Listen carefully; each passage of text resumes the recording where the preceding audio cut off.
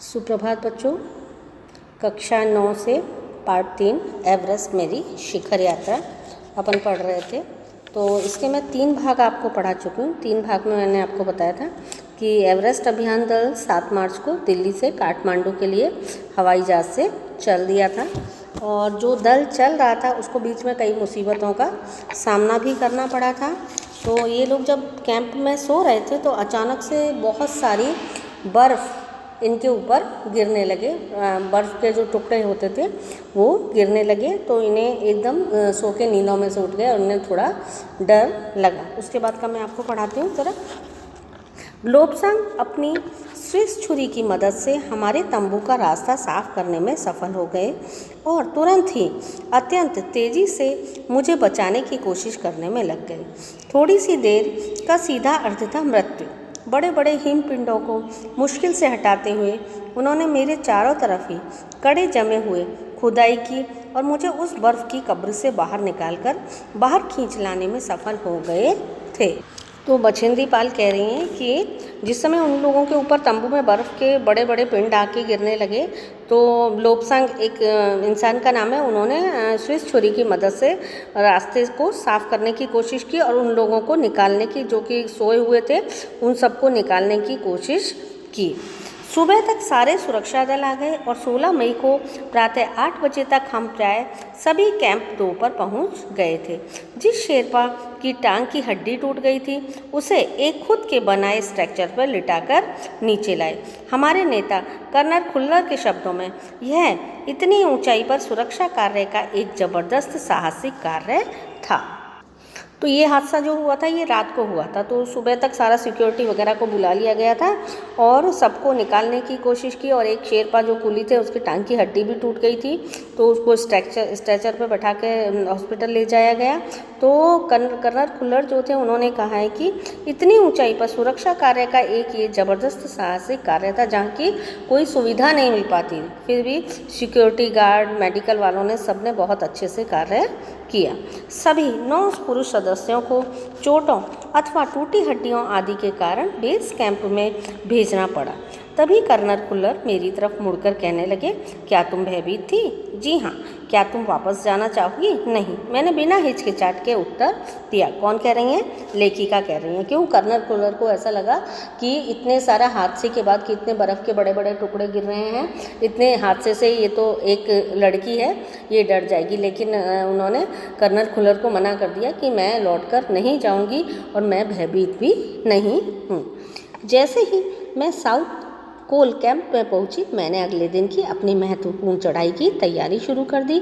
मैंने खाना, cooking gas तथा कुछ ऑक्सीजन सिलेंडर इकट्ठे किए। जब दोपहर 1:30 बजे बिस्सा आया उसने मुझे चाय के लिए पानी गर्म करते देखा कि जय और मीनू अभी बहुत पीछे थे। मैं चिंतित थी क्योंकि मुझे अगले दिन उनके साथ ही चढ़ाई करनी थी। वे धीरे धीरे आ रहे थे क्योंकि वे भारी बोझ लेकर और बिना ऑक्सीजन के चल रहे थे। तो लेखिका कह रही हैं कि साउथ पोल जैसे ही पहुंची तो इन्हें आगे की महत्वपूर्ण जो चढ़ाई थी उसके लिए तैयारी शुरू करनी थी, लेकिन इनके जो दल के साथी थे जय और मीनू वो अभी बहुत पीछे थे।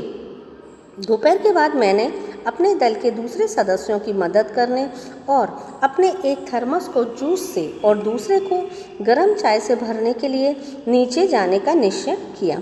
मैंने बर्फीली हवा में ही तंबू के बाहर कदम रखा।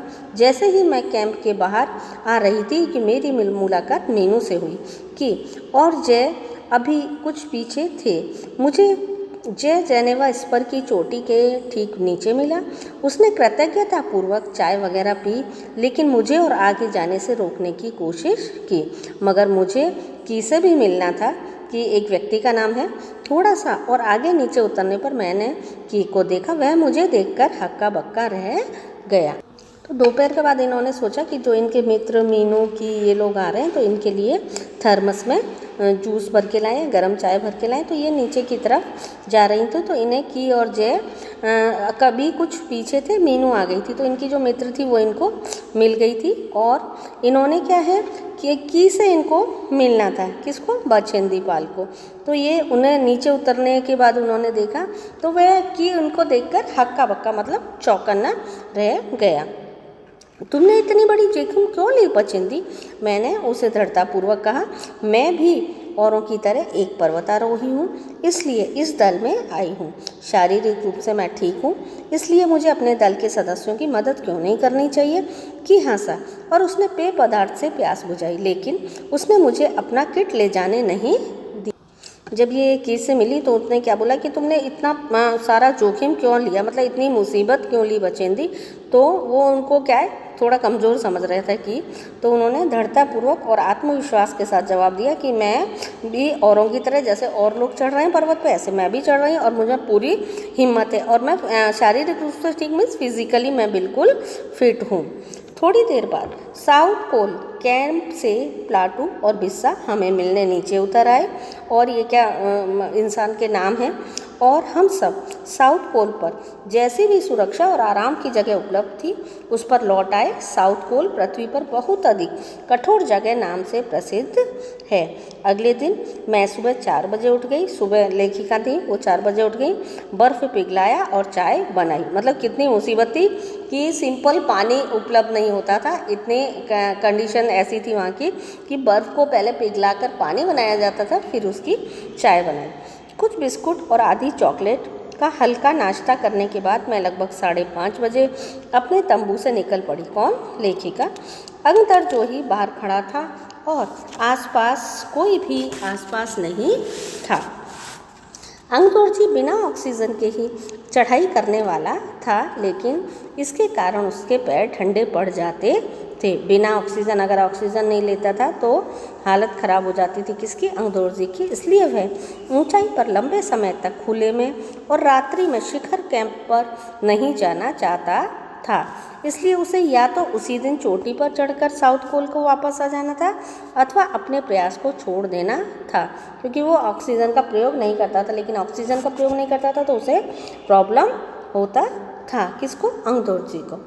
वह तुरंत ही चढ़ाई शुरू करना चाहता था और उसने मुझसे पूछा क्या मैं उसके साथ जाना चाहूँगी? किसने? अंगदर्जी ने पूछा। किससे?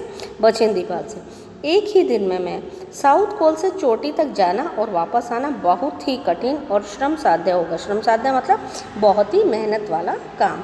इसके अलावा यदि अंगदर्जी के पैर ठंडे पड़ गए तो उसके लौटकर आने का जोखिम भी था, क्योंकि अंगदर्जी ऑक्सीजन अपने साथ ले जाने वाला नहीं था। लेकिन अगर वो ऑक्सीजन नहीं लेता था तो उसके हाथ पैर ठंडे पड़ जाते थे। तो इनको, लेखिका को लगे कि अगर रास्ते में कोई प्रॉब्लम हो गई या कोई दिक्कत हो गई तो एक तो यहाँ साधन नहीं मिलते, तो अंगदर्जी को भी लाना बहुत मुश्किल हो जाएगा वहाँ से। मुझे फिर भी अंगदर्जी पर विश्वास था और साथ में आरोहण की क्षमता, मतलब चढ़ने की क्षमता और कर्मठता के बारे में आश्वस्त थी। अन्य कोई भी व्यक्ति इस समय साथ चलने के लिए तैयार नहीं था। मतलब सब अपने काम में जाने के लिए लगे हुए थे, लेकिन हम दोनों को ही, अंगदर्जी को और मुझे ही, थोड़ा आगे की चढ़ाई करनी थी। तो बच्चों आज मैं आपको इतना ही पढ़ाऊँगी, आगे का आपको पढ़ाऊँगी आपके भाग 5।